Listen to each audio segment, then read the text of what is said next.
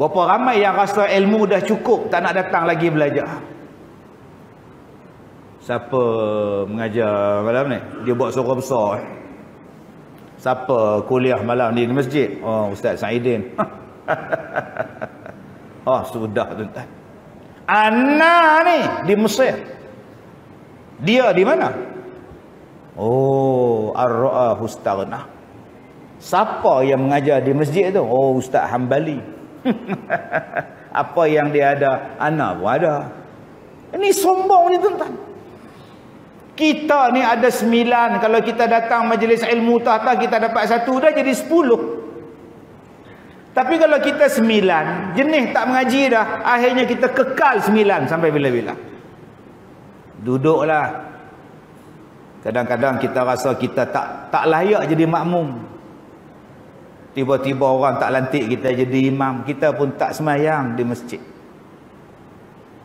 Daripada imam, orang dah umur dah tua, umur 70 dah, jadi makmum sudah lah. Orang lain pula, dia dah rasa dia lebih hebat pada imam, tak datang dah masjid, semayang di rumah. Isteri tanya, abang tak pergi masjid ke? Tak payah, dia tu pun mengaji dengan kita, nak jadi imam kita. Besok semayang Jumaat, tak semayang di masjid, di rumah juga semayang Jumaat. Abang boleh ke semayang Jumaat di rumah? Tuhan pun faham masalah aku. Allahu Akbar. Dia ingat Tuhan tu pak saudara dia kan? Cubalah jadi orang yang rendah diri, yang tawaduk, yang menghormati ilmu.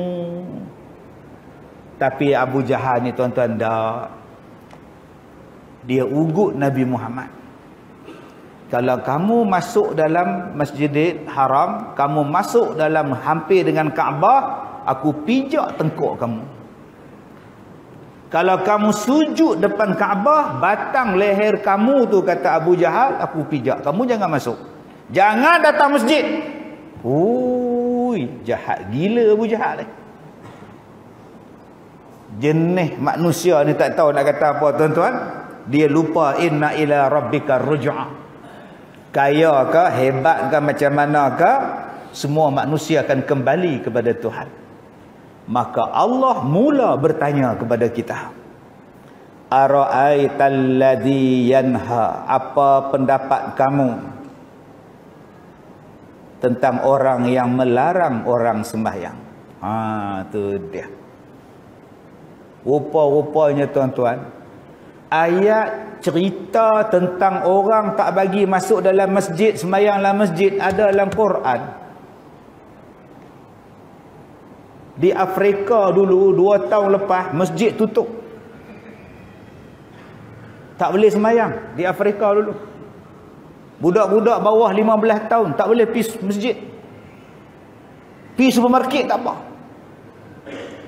Duk naik motor ngong tak sembahyang, tak boleh masuk. Tak boleh masuk. Nasib baik bukan di Malaysia. Allahu Akbar. Di Afrika tu Haji, cerita ni.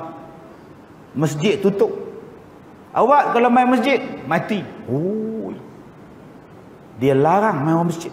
Ara'aital ladzi yanha, apa pendapat kamu tentang orang yang melarang orang sembahyang? Abdan iza shalla, kata Allah. Seorang hamba Allah bila dia nak sembahyang, tiba-tiba no, mayang dia lepas lain.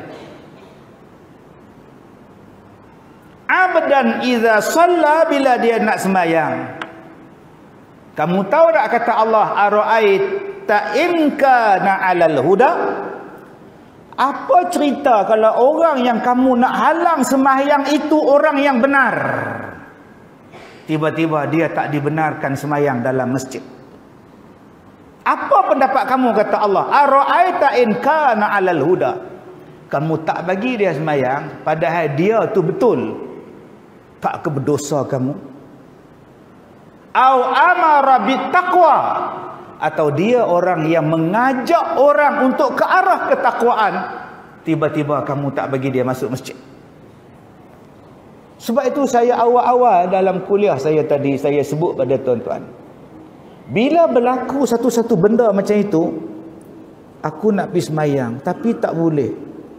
Aku sihat, pasal apa tak boleh? Buka dalam Quran. Ada ayat cerita tu. Rupa-rupanya ada tuan-tuan. Dalam surah Al-Alaq. Apa nak buat? Dalam jawapan dia pun ada dalam surah Al-Alaq. Tapi sayang, orang kita tak nampak Quran huda. Kita tak nampak Al-Quran tu sebagai petunjuk. Kita tak nampak Al-Quran tu sebagai mengajar. Kita nampak Al-Quran ni hanya untuk rak-rak saja. Kalaulah kita nampak Al-Quran tu sebagai petunjuk, bila jadi masalah, farudduhu ilallah war rasul. Kita balik pada Allah dan Rasul. Maka kata Allah, ara'aita in kazzaba wa tawalla. Bagaimana pendapatmu jika orang yang melarang itu mendustakan dan berpaling daripada Allah? Apa pendapat kamu kalau orang yang melarang kamu sembahyang tu tak betul? Apa akan jadi pada kamu? Allah tanya ni tuan-tuan. Daripada mana arahan ini? Daripada badan dunia nu. Badan dunia tu kalau salah macam mana? Allah sebut kazzaba wa tawalla. Kalau mereka mendustakan Allah dan mereka tak betul, kamu nak ikut juga? Allah tanya lagi tuan-tuan kepada kita. Alam ya'lam bi annallaha yara. Tidakkah kamu mengetahui bahawa sesungguhnya Allah melihat segala perbuatannya? Maka Allah bagi warning pada kita. Kalla la illam yantahi lanasfa'am bin nasiyah. Maka kalau siapa-siapa yang menghalang manusia lagi mai sembahyang, kalau tak stopkan perbuatan kamu, kata Allah, la illam yantahi, kalau kamu tak berhenti, lanasfa'am bin nasiyah, kami tarik ubun-ubun kamu. Subhanallah.